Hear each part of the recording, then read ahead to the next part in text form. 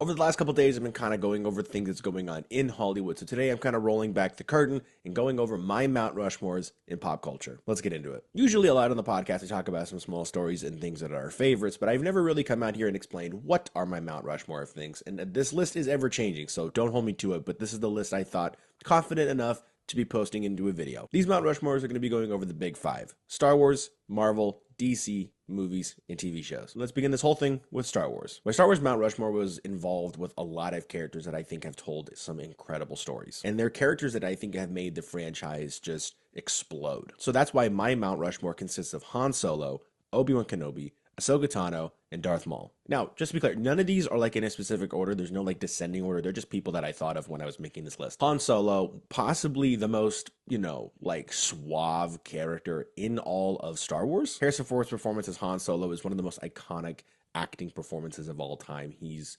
just this incredible character that we get to see grow in over a lot of these different stories. Obi-Wan Kenobi had started off as like this old guy that we then see, become this great mentor. Then we got backstories in the Clone Wars, and we got his own TV show. And although some of the stories haven't been perfect, the character's development is incredible. And the impact that Obi-Wan Kenobi has made over the last 50 years of this franchise, it's remarkable. Ahsoka Tano is the character that I grew up with. I grew up with the Clone Wars TV series. I was born around the ending of the prequel trilogy. So although I did see Revenge of the Sith in theaters, I do think that Ahsoka Tano, in my perspective of what's going on, is my Luke Skywalker. I remember being a kid and seeing the first Clone Wars pilot episode or the movie thing in theaters. And I got introduced to this character that then, and as I grew up in the show too. And especially with season 7 of the Clone Wars solidifying her badassness, it was fantastic. Ahsoka Tano has been that character that everybody recognized for so many different reasons, from her character arcs, her badass moments,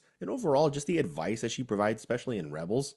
It's a really just powerful character. Ashley Eckstein's performance is just, it's awesome. I can't go any further than that. And then lastly with Darth Maul, one of the most iconic villains in Star Wars history, going literally from the bottom of like a trash pit to the ruler of Mandalore. And it's a really great story of how obsession drives these villains in such a egotistical way. Because although he did have great foresight, his obsession with Kenobi overpowered so many things. With the incredible stories and the acting performances that's been involved with that character, it's easily a top 10, top 5 character. Now moving on to Marvel. Now, just to be clear, this has been a movie list or like a TV show list. This isn't anything related to the comic books. We will be doing that in a separate video. But I think in terms of the MCU, these are my Mount Rushmore characters. My Mount Rushmore consists of Thor, Star-Lord, Captain America, and Hawkeye. Although Thor Love and Thunder wasn't the best Thor story, I do think Thor has experienced some of the biggest character moments in the MCU. Yes, Iron Man had a great trilogy of Tony Stark moving away from his weapon dealing and becoming the hero. I do think Thor has just been through the most, and his drive to find who he is instead of just being this warrior has really been prevalent throughout the MCU. It was really good in the first Thor movie. It was, a story for the second one. And then Thor Ragnarok was just a game changer for me. It was so funny. It was so visual. It was great to see color that vibrant in the MCU. Something that we hadn't seen probably since Guardians. I think I've done a video about what I want to see in Thor 5, but if not, I'm going to be doing another one as well, so stay tuned. Next, then we have Star-Lord. I love the character of Star-Lord. I love the Guardians of the Galaxy. I do think the comic books are really fun, and I just think the quote-unquote adventures that they have gone through in comic book stories and just the adventure we see with the Guardians itself, it is the best trilogy in the MCU. But I do think a character like Star-Lord is something that a lot of people can relate to, a search for identity, but at the same time, keeping the family that you have made over a long period of time makes you feel like you have a home. But if you can't find who you are, then the identity is, still in progress. Not to say that you can't find yourself with the people that you love, but I do think his story of trying to find out who he is, but still be this great leader. But it was just a really great story that I loved so much. Next up is Captain America, because it's Captain America. I was Team Cap. I'm always Team Cap. I love Captain America. I think seeing a character that's been so selfless for so long, ending his journey by doing one selfish decision is really cool. I think it's just a character that a lot of people grew to appreciate, because Captain America was not like an A-list character as he is right now.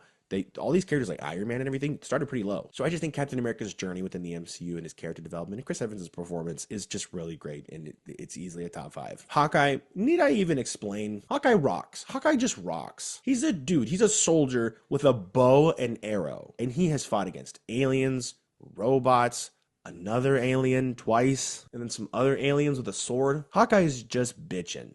That's it. For my DC Mount Rushmore, it goes Superman, Green Lantern, Jon Stewart specifically, The Flash, and Mr. Freeze. Superman, need I really say? Need I say it? It is the hero of heroes, especially with this last movie. It has possibly been my most rewatched movie. It is beautiful. It's really great.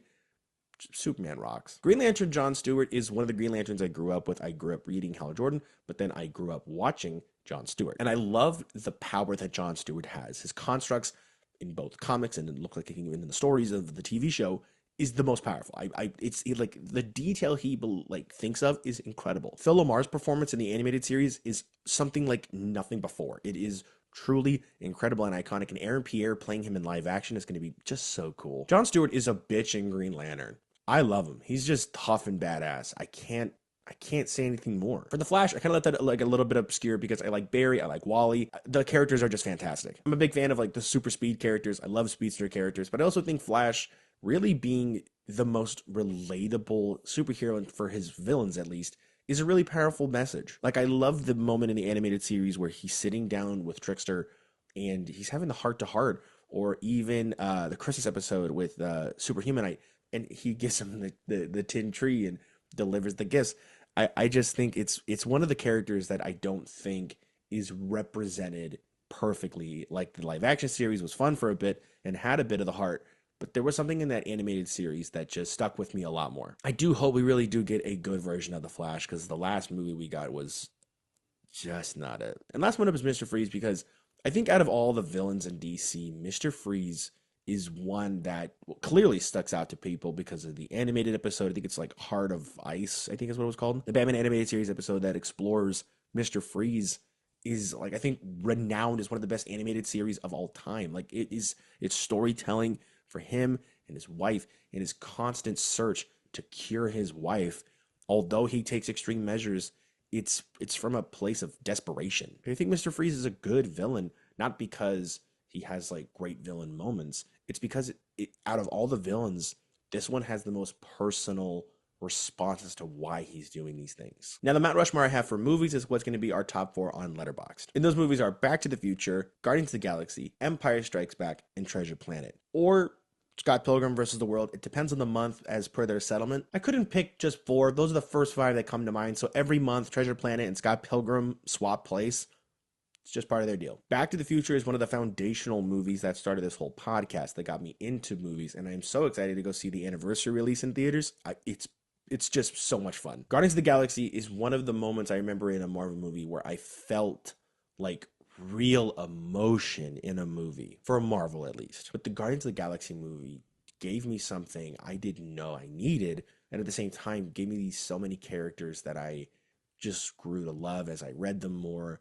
And just, it's just an incredible movie. Empire Strikes Back is the best Star Wars movie. I mean, it's not the best Star Wars project, that's Andor, but I think it's truly the best Star Wars movie. It explores the theme of Luke's constant search of the Force and him to become a Jedi, and exploring what that means in a much more personal level. And then it also explores a lot of what's going on with these characters. It's just perfect. And Treasure Planet, need I really even explain? I said it so many times on this podcast, on the TikTok and everything.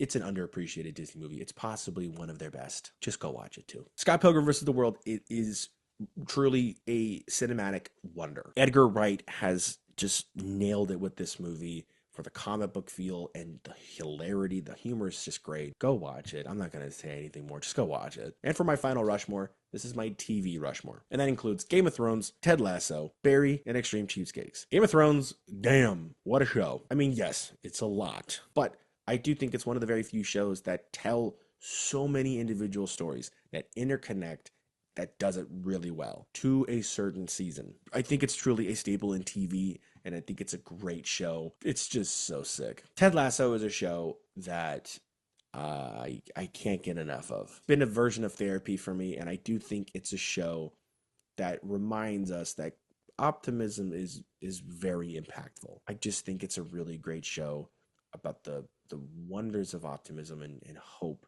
and at the same time that everybody's fighting some battle and they don't always have to fight it alone, that there are people in our lives that are here to support us. I just think it's a great show. Please go watch it. Barry, It's so cool. Barry is a great show. It is a funny concept with Bill Hader at the center of it all. Of what if a hitman wanted to become an actor? And that's all I need to tell you because Bill Hader as Barry is so good. You see this character's development in a crazy different way in every single season. There's only 4 seasons, and I feel like that's 4 too little. It's a terrific show. Go watch it. Go watch everything I'm saying. Don't just stop if I don't say it. Go watch all of them. And lastly, Extreme Cheatskates. Need I explain? It's a terrific reality show. I don't even care if it's scripted. It's just a terrific show. Seeing the crazy amount of different ways people go and save money.